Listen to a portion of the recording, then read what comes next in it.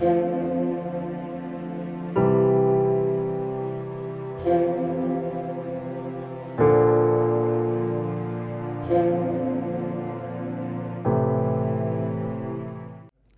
مقدس میں سے ہمارے لیے آج کی تلاوت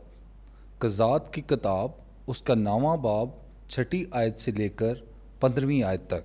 تب شکیم کے سب لوگ اور تمام بیت ملو جمع ہوئے اور وہ گئے اور شکیم میں ستون کے بلوت کے پاس ابی ملک کو اپنے اوپر بادشاہ بنایا۔ جب یوتام کو اس کی خبر ہوئی تو وہ گیا اور کوہ جزیم کی ایک اونچائی پر کھڑے ہو کر اس نے اپنی آواز بلند کی اور چلایا اور ان سے کہا، اے شکیم کے لوگو میری سنو تاکہ خداوند تمہاری سنے۔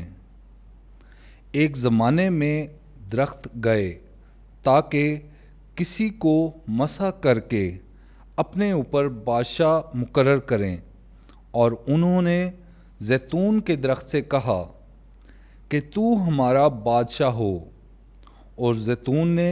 ان سے کہا، کیا میں اپنی چکنائی جو خدا اور آدمیوں کے لیے مستعمل ہوتی ہے چھوڑ دوں اور جا کر درختوں پر حکمرانی کروں؟ اور درختوں نے انجیر کے درخت سے کہا کہ تو آ اور ہمارا بادشاہ ہو، اور انجیر نے ان سے کہا، کیا میں اپنی شیرنی اور عمدہ میوہ چھوڑ دوں اور جا کر درختوں پر حکمرانی کروں؟ اور درختوں نے تاک سے کہا کہ تو آ اور ہمارا بادشاہ ہو، اور تاک نے ان سے کہا، کیا میں اپنی مے کو جس سے خدا